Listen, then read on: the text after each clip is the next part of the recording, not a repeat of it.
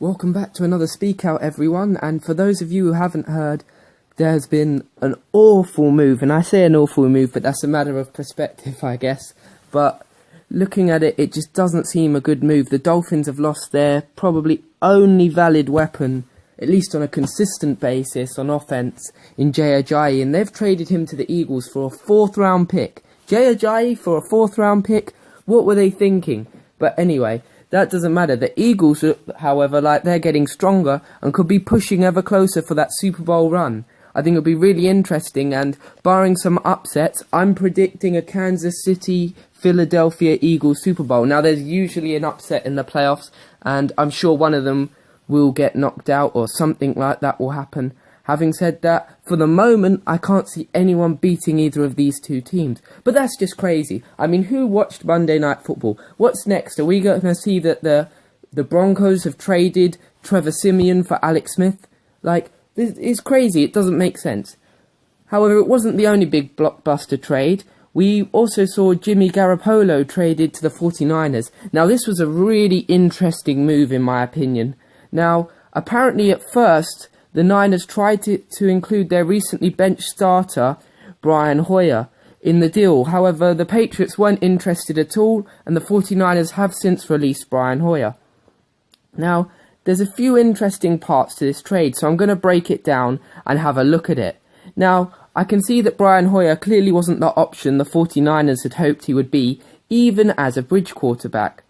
Having said that, I thought CJ Beathard, given the situation he's been thrown into and how young he is, has played quite well. So perhaps they're either going to let him develop a bit behind Garoppolo, and if Garoppolo gets better, create a bit of competition between the two, or maybe even just stick with Garoppolo, who's shown in his starts with the Patriots that he can be a very good quarterback at a high level. Having said that, we're about to find out how much of that was Bill Belichick's brilliant system and how good this guy really is. Now, there are a few factors that apparently fitted into the trade. One of the main reasons was Kyle Shanahan mentioned that he wasn't a fan of the upcoming college quarterbacks in the draft, and that the draft wasn't as deep as he had hoped. And they feel as an organisation that they can win long term with Jimmy Garoppolo at quarterback. So it looks like they seem to be viewing Garoppolo, at least for now, as a long-term solution to their problems, especially considering that they saw no one in the draft that really piqued their interest. Now, you may have heard also the Kirk Cousins talks, which have dominated discussions for a while.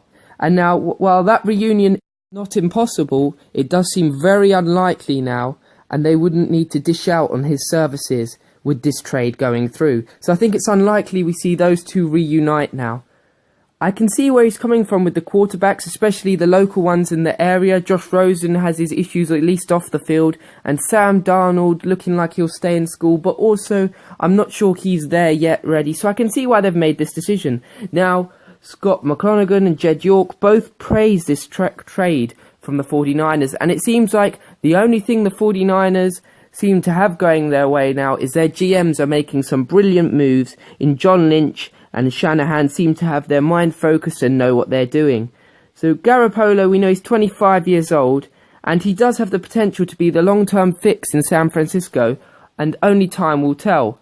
However, he could just be another bridge quarterback, but I'm sure that's not the hope of this trade. Now, he's obviously got Pierre Garçon, who's a brilliant weapon at wide receiver. If they can stick a few more around him, you've got Hyde at running back, and solidify that offensive line.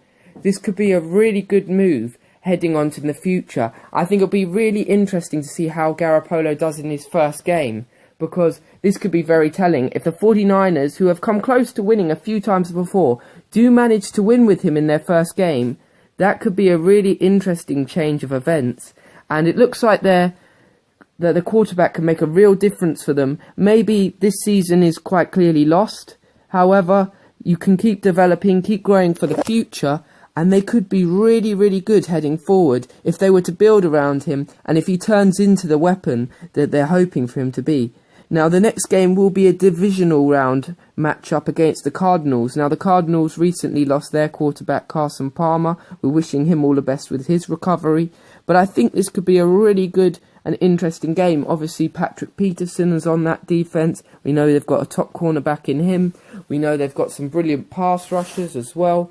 So it's a good, heated matchup that will throw him right in if he's ready to play for the first game. I think, while it won't be the fullest showing of his abilities if he does play, because it takes a little while to get used to a new team, new offense, new rhythm, we'll get a glimpse of what he can do. I think it would be really awesome for both the 49ers and Jimmy Garoppolo if he could go out and have a really positive showing. But not just that, if he could get them their first win on the season, I think that could be the start of something special.